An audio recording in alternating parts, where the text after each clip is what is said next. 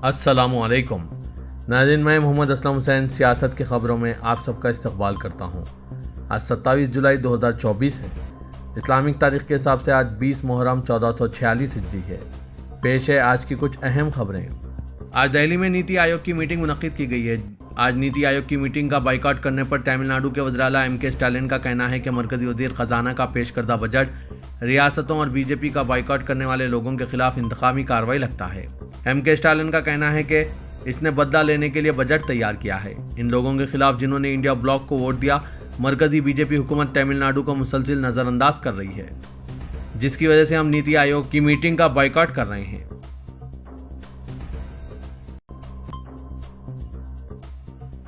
नई मुंबई के शहबाज विलेज में आज हफ्ते की सुबह 3 मंजिला इमारत गिरने से मुतअद्दिद अफराद के फंसे होने का खदशा है। नई मुंबई के डिप्टी फायर ऑफिसर पुरुषोत्तम जाधव ने बताया कि 2 लोगों को बचा लिया गया और 2 के फंसे होने का खदशा जाहिर किया जा रहा है। उन्होंने बताया कि हमें आज हफ्ते की सुबह 4:50 पर इमारत के गिरने की कॉल मौसूल हुई। 2 अफराद को बचा लिया गया। जाधव ने ANI को बताया कि 2 लोगों के फंसे होने का खदशा है और इन्हें बचाने के लिए रेस्क्यू ऑपरेशन जारी है। नई मुंबई म्यूनसिपल कॉरपोरेशन के कमिश्नर कैलाश शिंदे ने कहा कि बचाव कार्य जारी है। शिंदे ने कहा यह इमारत सुबह 5 बजे के करीब मुनहदिम हुई है। एक G+3 इमारत है। 2 लोगों को बचा लिया गया और 2 के फंसे होने का इम्कान है। सुप्रीम कोर्ट ने योगी हुकूमत के जरिए कांवर रूट पर मजहबी बुनियाद पर नाम की तख्ती लगाने के फरमान पर रोक को बरकरार रखा। अदालत उज़्मा ने मामले की अगली समाअत 5 अगस्त को मुकर्रर की है। इस रोक को बरकरार रखते हुए उत्तर प्रदेश, उत्तराखंड और मध्य प्रदेश हुकूमतों से कहा है कि वो 1 हफ्ते में अपना जवाब दाखिल करें। जस्टिस ऋषिकेश राय और SVN भट्टी की बेंच ने अपने मुशाहिदे में कहा कि अगर कोई रज़ाकाराना तौर पर नाम जाहिर करना चाहता है तो इसमें कोई मसला नहीं, लेकिन ढाबा मालिकान को नाम जाहिर करने पर मजबूर नहीं किया जा सकता।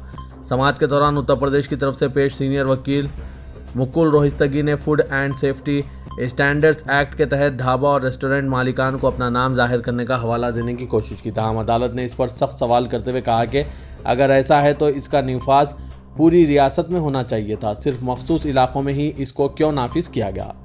अदालत ने इस पर उत्तर प्रदेश हुकूमत से जवाब तलब कर लिया और हिदायत दी कि कैसे ये हुक्म पूरी रियासत में नाफिज है।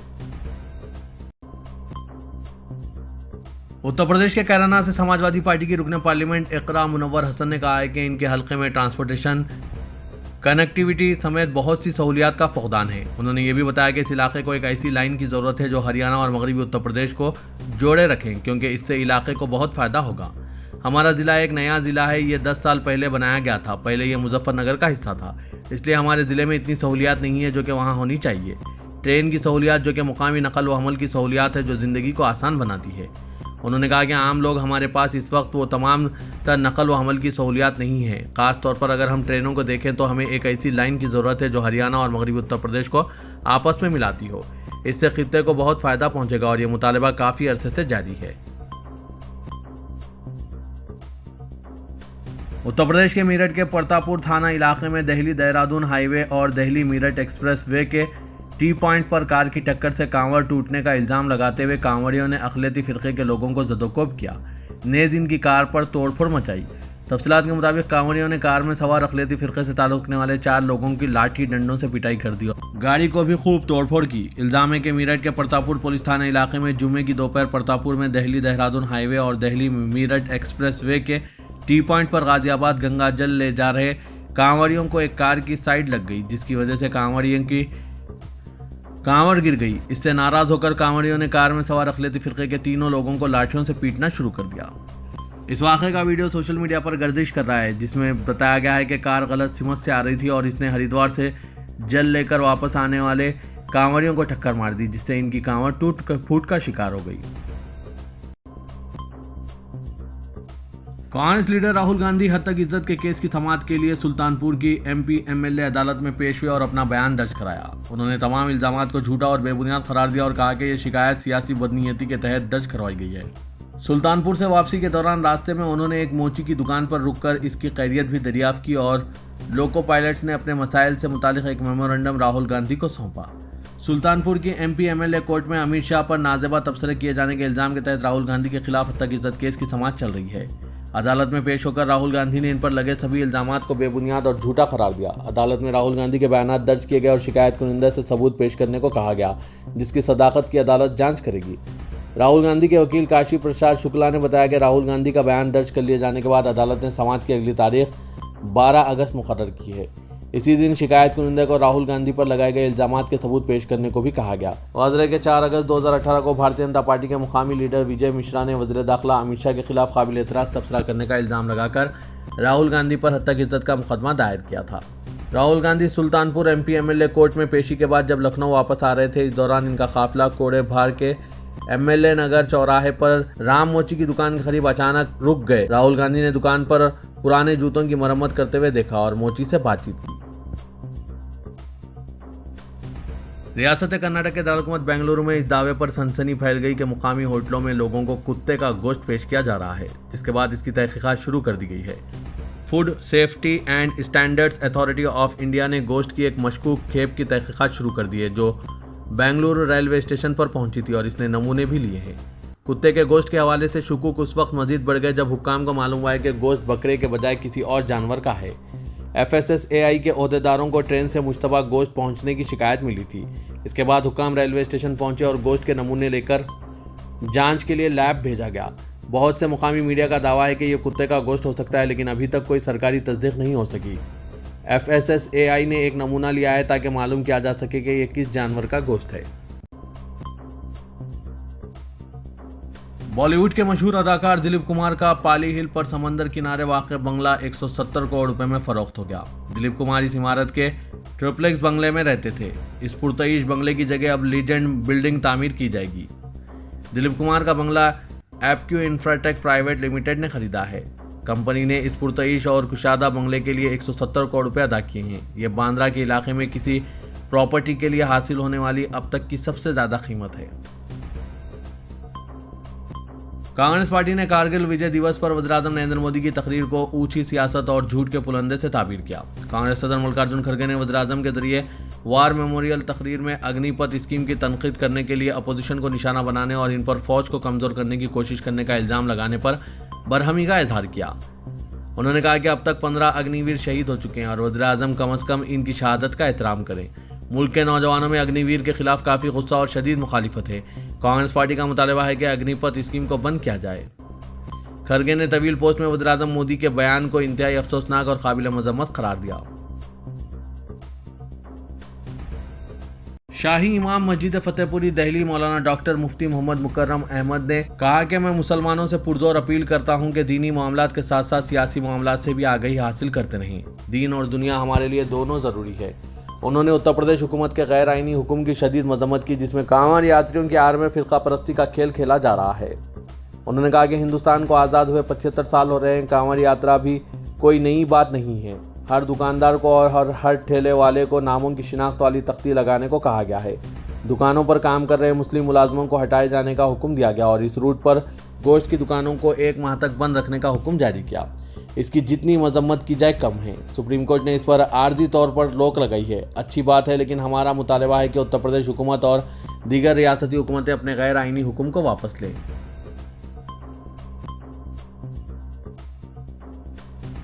केरला हाई कोर्ट ने मजहब तब्दील करने वाले 2 नौजवानों के स्कूल सर्टिफिकेट में मजहब के कॉलम में नए मजहब के इंदराज से मुतालिक दरख्वास्त को कबूल करते हुए कहा कि दरख्वास्त गुजार नया मजहब इख्तियार करने पर अपने रिकॉर्ड में अपने मजहब का इंदराज कराने के हकदार हैं। अदालत ने इससे इत्तेफाक नहीं किया कि स्कूल सर्टिफिकेट्स में मजहब की तब्दीली के ताल्लुक से कोई शक मौजूद ना होने पर इसमें तब्दीली नहीं की जा सकती है। जस्टिस वीजी अरुण ने अपने फैसले में कहा है कि अगर यह मान लिया जाए कि स्कूल के सर्टिफिकेट में मजहब के कॉलम में तब्दीली का कोई लुज़ूम नहीं है, तो ये बात किसी शख्स को महज इसकी पैदाइश की बुनियाद पर एक मजहब का पाबंद बनाने की वजह नहीं बन सकती है। अदालत ने मजीद कहा कि आइन के आर्टिकल 25(1) के जरिए अपनी पसंद किसी भी मजहब पर अमल करने और इसे कबूल करने की आज़ादी की जमानत दी गई है। अदालत ने कहा कि अगर कोई शख्स आइन में दी गई आज़ादी को इस्तेमाल करते हुए किसी दूसरे मजहब को इख्तियार करता है तो इसके रिकॉर्ड में ज़रूरी तस्हीह की जाएगी।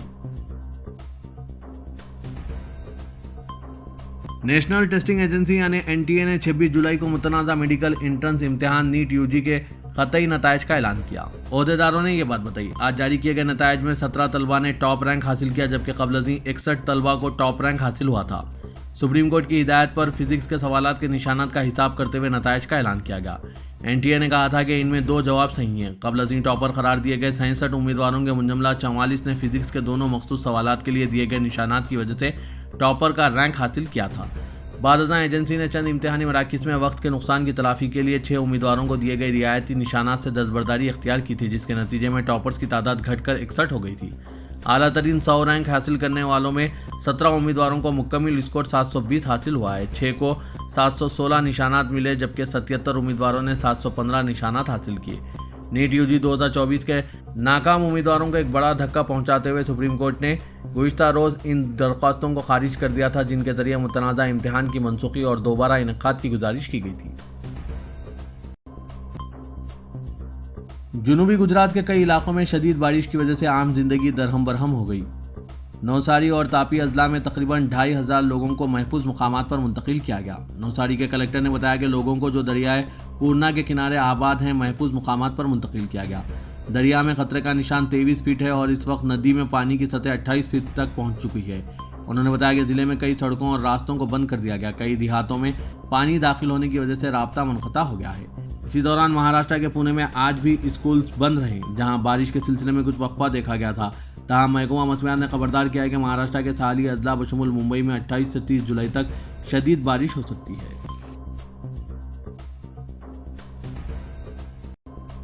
लोकसभा में अपोजिशन लीडर राहुल गांधी को सरकारी रिहायशगाह के तौर पर 5 सुनहरी बंगला पेश किया गया। साबिक में वो 12 तुगलक रोड पर रिहायश पजीर थे, ताहम लोकसभा की रुकनीत से नाअहल करार दिए जाने के बाद उन्होंने ये बंगला खाली कर दिया था।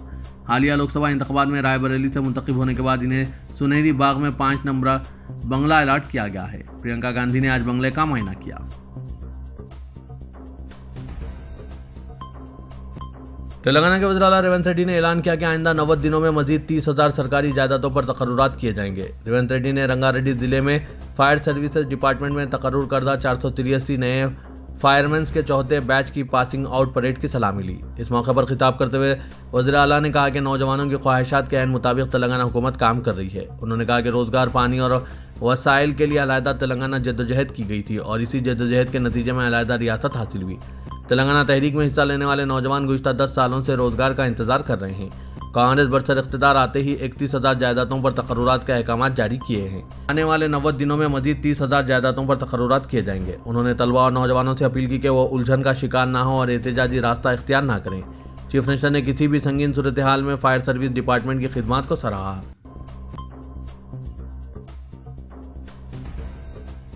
तेलंगाना के दही इलाकों में अनकरीब इंतखाबी सरगर्मियों का आगाज होगा। हुकूमत सितंबर या अक्टूबर में ग्राम पंचायतों के इंतखाबात के इनेकाद की तैयारी कर रही है। जारिया साल 31 जनवरी को ग्राम पंचायतों की मियाद मुकम्मिल हो गई और 1 अगस्त को 6 माह मुकम्मिल हो जाएंगे। हुकूमत ने स्पेशल ऑफिसर्स का तकर्रुर करते हुए ग्राम पंचायतों के कामकाज को जारी रखा है। इंतखाबात के बगैर 6 माह मुकम्मिल होने के बाद ग्राम पंचायतों को मरकजी हुकूमत की जानिब से फंड्स की इजराई रोक दी जाती है। रेवंत रेड्डी हुकूमत ने ग्राम पंचायतों की तरक्की को पेश नज़र रखते हुए सितंबर या अक्टूबर में इंतखाबात मुनक्किद करने का फैसला किया है। बताया जा रहा है कि इस सिलसिले में माहिरीन से राय तलब की गई है। पुलिस की कारकर्दगी इत्मीनान बख्श और अवाम में एतमाद को बहाल करने के मुतरादिफ होनी चाहिए। अवामी मसाइल और शिकायतों पर फौरी हरकत में आते हुए पुलिस पर अवाम के यकीन और भरोसे को कायम रखना अव्वलीन तरजीहात में शामिल रहेगा। इन ख्यालात का इज़हार director general police Telangana doctor Jitendra ने किया। उन्होंने आज पुलिस हेडक्वार्टर्स में डायल 100 और 112 पर एक वीडियो कॉन्फ्रेंस से मुखातिब किया। रियासत के तमाम जिला सुपरिटेंडेंट, कमिश्नरान पुलिस और स्टेशन हाउस ऑफिसर से उन्होंने बजरिए वीडियो कॉन्फ्रेंस मुखातिब किया। डायल 100 और 112 पर काम करने का तरीक़ाकार का जायजा लिया। पुलिस की खिदमत में मजीद तेज़ी लाते हुए अवाम के और भरोसे को कायम रखने पर जोर दिया गया। उन्होंने कहा कि पुलिस की खिदमत इत्मीनान बख्श और अवाम में एतमाद को बहाल करने के लिए होनी चाहिए। बीआरएस के वर्किंग प्रेसिडेंट केटीआर ने 2 अगस्त से कबल कालेश्वरम प्रोजेक्ट के हुदूद में शामिल ज़खायर-ए-आब को पानी से भरने का हुकूमत से मुतालबा किया। हुकूमत की जानिब से रद्द-ए-अमल का इजहार न करने पर 50,000 लोगों के साथ पहुंचकर पंप हाउस ऑन करने का इंतबाह दिया। केटीआर बीआरएस के अरकान असेंबली, अरकान कानून साज काउंसिल के साथ कालेश्वरम के दौरे पर रवाना हुए। करनेपल्ली पंप हाउस पहुंचकर वहां की सूरत हाल का मुआयना किया और वहीं मीडिया से बात करते हुए कहा कि बाबली प्रोजेक्ट से पानी आने का इम्कान नहीं है। केसीआर के दौरे हुकूमत में तमाम ज़खायर-ए-आब को भरा गया था, वो सूरत हाल नहीं है। सियासत से बालातर होकर कांग्रेस हुकूमत ज़रई शोबे की भलाई और किसानों के मफादात की तकमील के लिए ज़खायर-ए-आब को भरने के इक़दाम करें।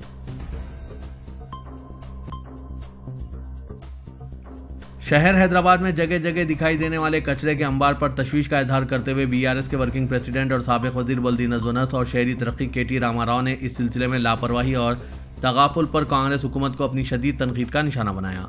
सोशल मीडिया प्लेटफॉर्म एक्स पर एक पोस्ट में उन्होंने दावा किया कि तकरीबन 1000 स्वच्छ ऑटो जिन्हें घर घर से कचरा हासिल करने का काम पर मामूर किया गया है, वो इनके फराइज अंजाम नहीं दे रहे हैं। उन्होंने कहा कि स्लम इलाकों और कॉलोनीज में जगह जगह कचरे के अंबार होने की वजह से मच्छरों की आफजाइश हो रही है और लोग मौसमी अमराज जैसे डेंगू, मलेरिया और इसहाल का शिकार हो रहे हैं।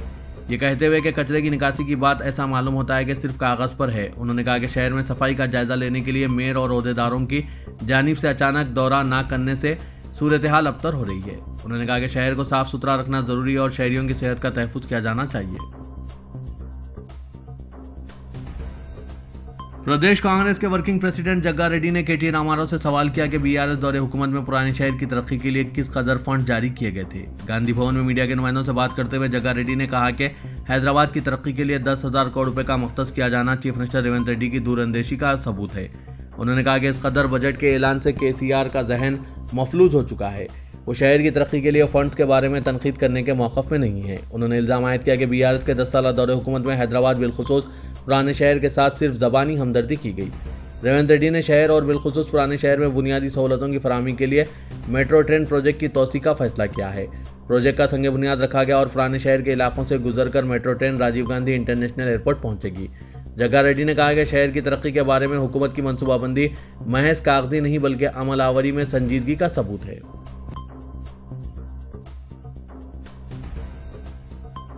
सदरुल हिंद मजलिस इत्तेहादुल मुस्लिमीन और रुकन पार्लियामेंट हैदराबाद असदुद्दीन अवैसी आज पार्टी के तंजीमी दौरे पर कर्नाटक के जिला यादगीर और तेलंगाना के जिला वकाराबाद रवाना हुए।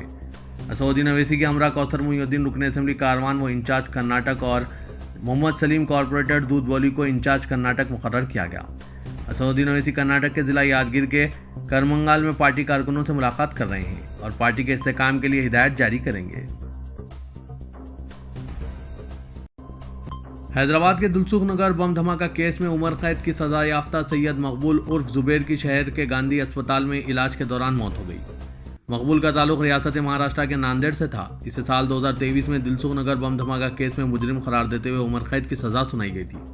यह बम धमाका साल 2013 में पेश आया था, जिसमें 18 अफराद हलाक और 130 से जायद जख्मी हुए थे। मकबूल पर इल्जाम है कि इसका ताल्लुक ममनुआ दहशतगर्द तंजीम इंडियन मुजाहिदीन से था। मकबूल को अक्टूबर 2023 में एनआईए की अदालत ने दिलसुख नगर बम धमाका केस में मुजरिम करार देते हुए उम्र कैद की सजा सुनाई थी, जिसके बाद इसे दिल्ली की जेल में रखा गया था। ताहम नवंबर में इसे ट्रांजिट वारंट पर हैदराबाद के चल्लापल्ली जेल मुंतकिल किया गया था। ज़राए से मालूम हुआ है कि 52 साल मकबूल गुज़िश्ता चंद दिन से खराबी सेहत से मुतासिर था। तकरीबन 1 माह कबल इसके कल्ब का ऑपरेशन किया गया और इसके बाद इसके गुर्दे नाकारा हो गए थे और तबीयत बिगड़ने लगी थी। बादशाह मकबूल को इलाज के लिए गांधी अस्पताल में शरीक किया गया था, जहां इलाज के दौरान जुमेरात की रात देर गई की मौत वाक़ हो गई। सैयद मकबूल पर इंडियन मुजाहिदीन के बानी आजम गौरी के साथ करीबी रवाबित का भी इल्ज़ाम था और इस पर साल 2006 में वाराणसी, साल 2007 में मुंबई सिलसिलेवार बम धमाकों, साल 2008 में जयपुर, 2008 में दिल्ली, अहमदाबाद, बेंगलुरु के अलावा दिलसुख नगर बम धमाकों में कलीदी रोल अदा करने का भी एनआईए ने इल्ज़ाम आयद किया है।